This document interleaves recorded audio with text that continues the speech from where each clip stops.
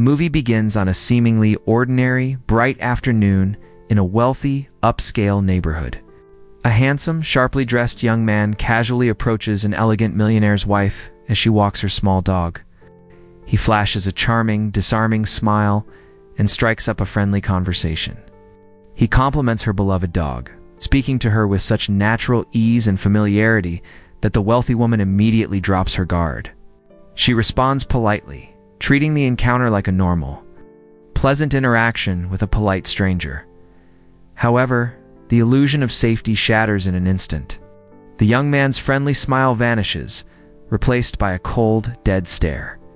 He suddenly addresses her by her full legal name and forcefully orders her to get into the back of his dark, idling van. Confused and deeply alarmed, the woman hesitates. In a flash, the young man revealing a loaded handgun tucked into his waistband. The terrifying reality sets in. This is a targeted kidnapping. Frozen with fear, the millionaire's wife is forced into the vehicle against her will. The kidnapper speeds away from the city, driving deep into a dense, isolated, and terrifyingly silent forest. He stops the van in a hidden clearing and orders his silent, masked accomplice to begin digging a massive, deep hole in the damp earth. The millionaire's wife watches in absolute horror. Realizing with sickening clarity that she is about to be buried alive, she breaks down. She drops to her knees, sobbing uncontrollably, desperately begging the young man for her life and screaming for help. But her cries echo uselessly through the empty woods. The kidnappers coldly ignore her pleas. They violently force her inside a heavy, reinforced wooden coffin, nail the lid shut, and lower her into the deep earth, burying her alive in the pitch-black darkness. Roughly 24 hours after this horrific crime, the story shifts to the bustling city. We are introduced to Madeline, a sharp, highly dedicated police detective, her husband Tim, who is also a seasoned detective. The couple is riding a commuter train home, trying to enjoy a rare day off together. As they chat quietly, Madeline's sharp eyes scan the train car.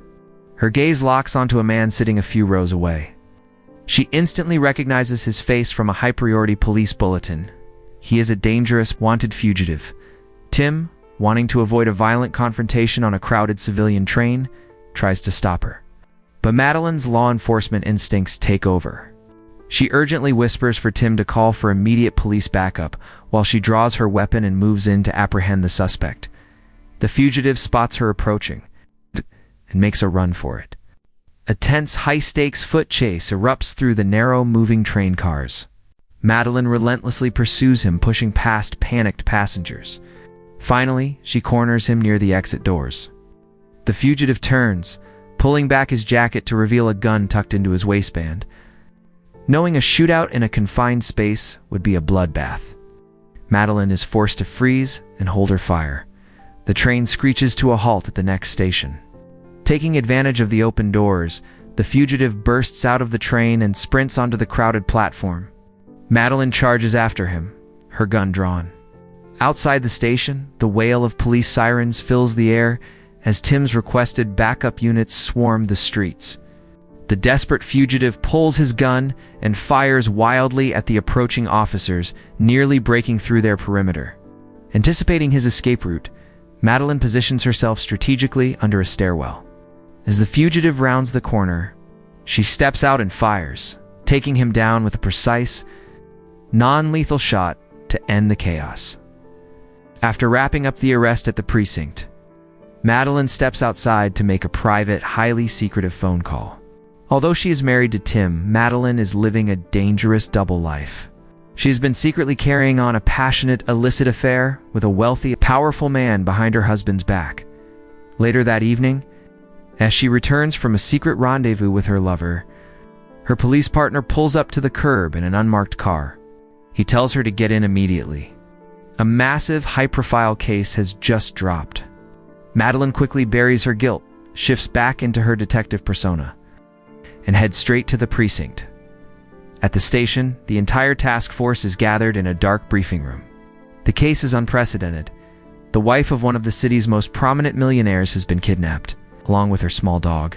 The detectives play the ransom video sent by the kidnappers. The footage is deeply disturbing.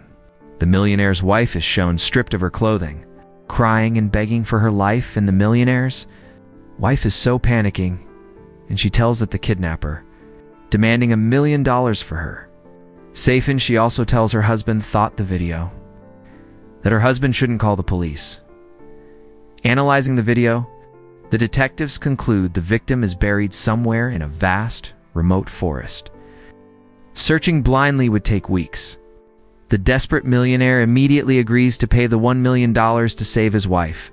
The police, knowing time is running out, begin formulating a highly covert operation to catch the kidnapper during the ransom exchange. The tension in the briefing room is palpable. The victim has already been buried for several hours, and her oxygen supply is rapidly depleting. Every second counts. Madeline stands up and delivers a grim assessment. The kidnapper is incredibly arrogant. The way the video was shot proves he knows the police are watching.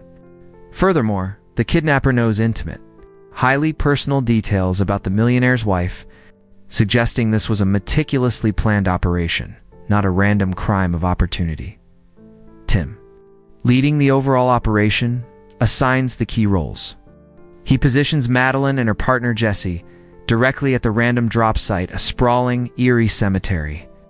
The rest of the tactical team is ordered to remain on standby, hidden in an unmarked vehicle and somewhere else. On the perimeter, ready to strike the moment the kidnapper exposes himself, as dawn breaks. The heavy fog rolls over the cemetery. The millionaire stands alone near a large tombstone, holding a heavy briefcase packed with $1 million in unmarked bills. Madeline and the tactical teams are perfectly concealed behind statues and mausoleums. Madeline wears an earpiece, listening intently to the wire placed nearby the millionaire. The silence is broken by the crunch of gravel. A car slowly rolls into the cemetery. The kidnapper has arrived, but the young man is incredibly sharp and highly observant.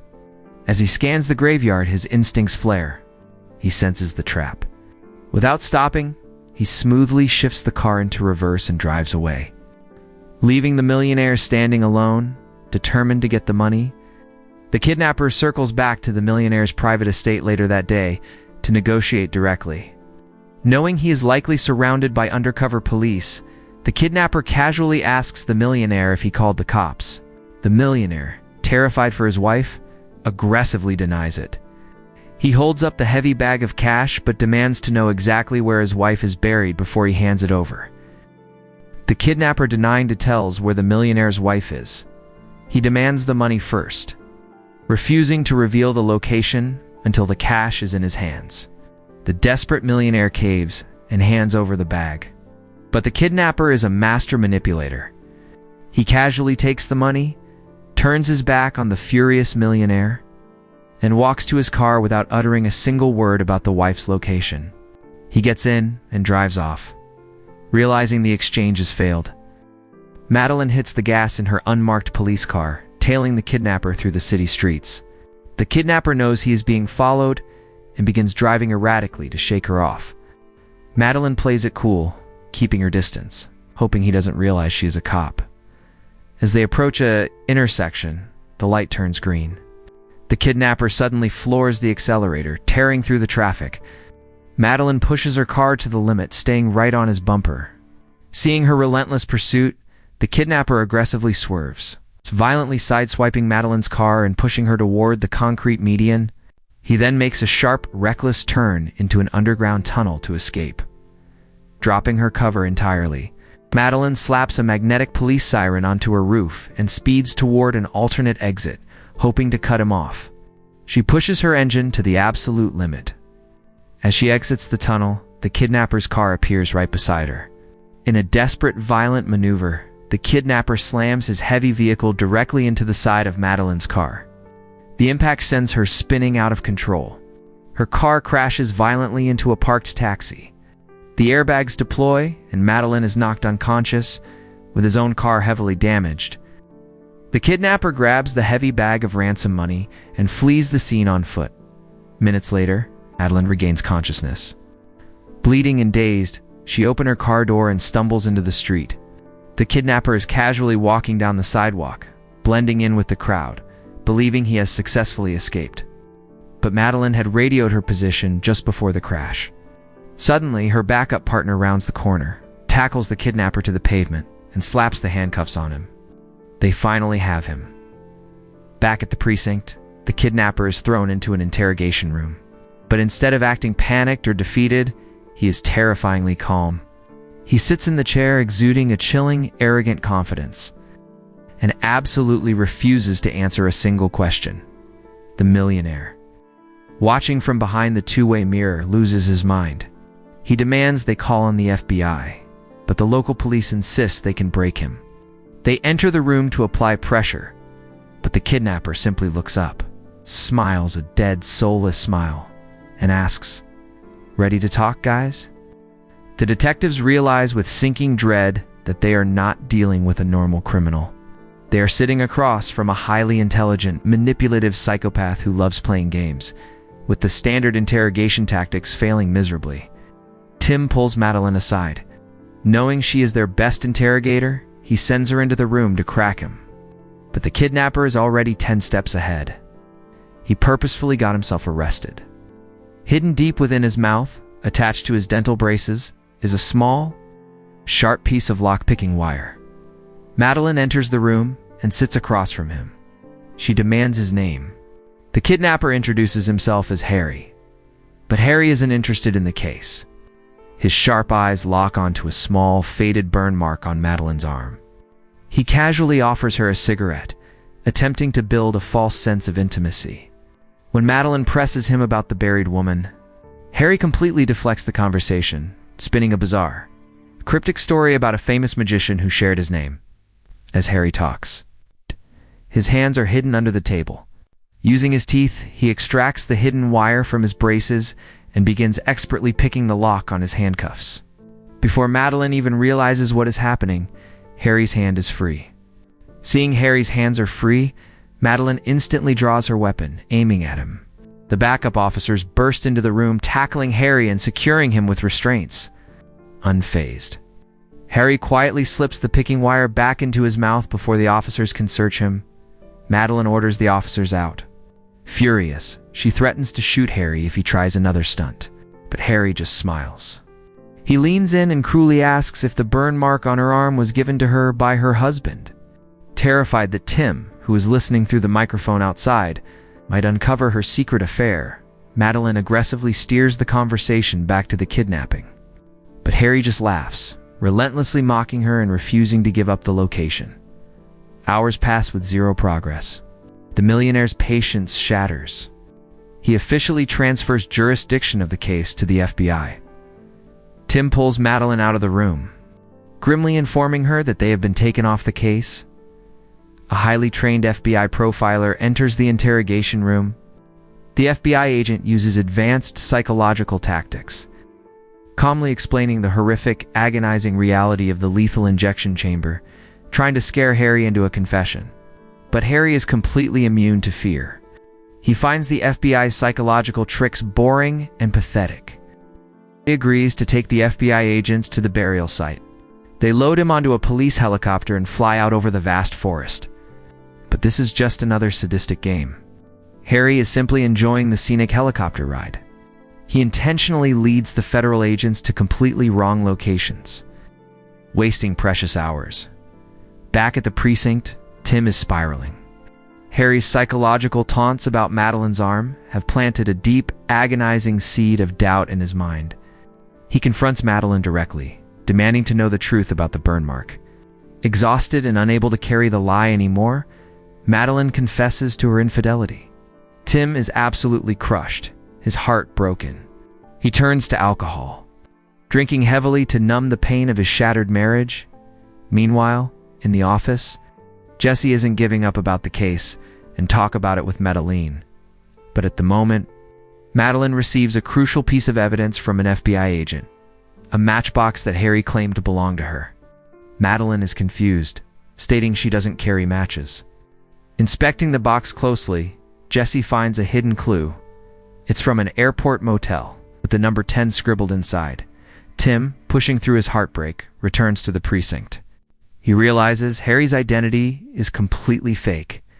He orders the team to contact every orthodontist in the city, hoping to trace the unique dental braces Harry wears to find his real name and address.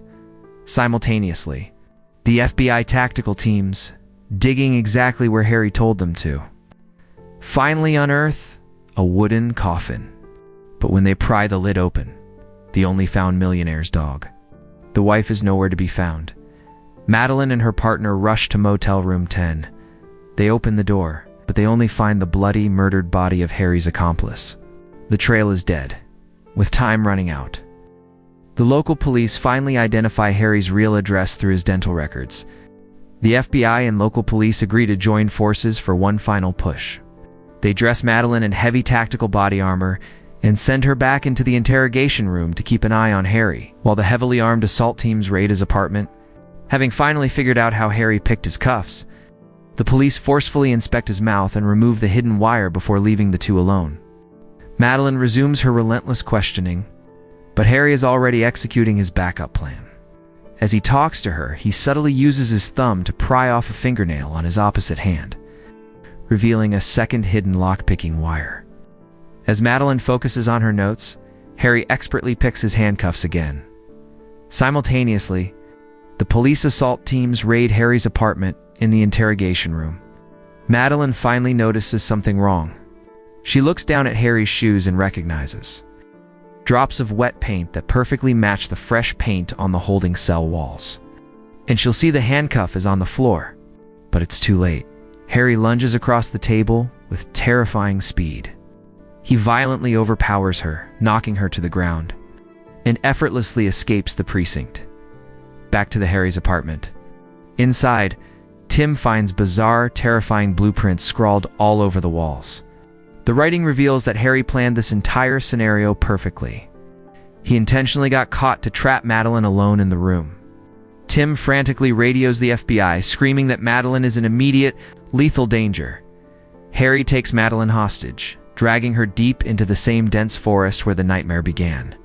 He leads her to a freshly dug, massive dirt grave. He plans to bury Madeline alive right next to the millionaire's wife.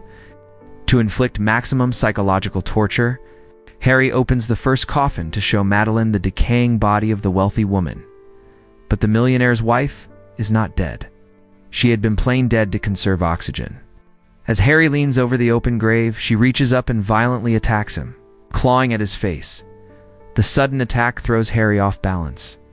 He tumbles backward, falling directly into the deep open grave. Madeline instantly recovers. She snatches Harry's dropped handgun from the dirt and aims straight down at him. Even trapped in his own grave with a gun pointed at his head, Harry refuses to show fear. He looks up at Madeline with a cold, psychotic smile and arrogantly dares her to bury him. Driven over the edge by his sheer, remorseless evil, Madeline's eyes fill with pure rage. She kicks heavily at the mounds of loose dirt, sending massive clumps of earth raining down on him. As Harry continues to mock her, laughing from the bottom of the pit, Madeline's patience completely shatters. She grips the gun tightly, aims directly at his chest, and pulls the trigger. Harry falls back into the dirt, dead. His twisted, sadistic games are finally over.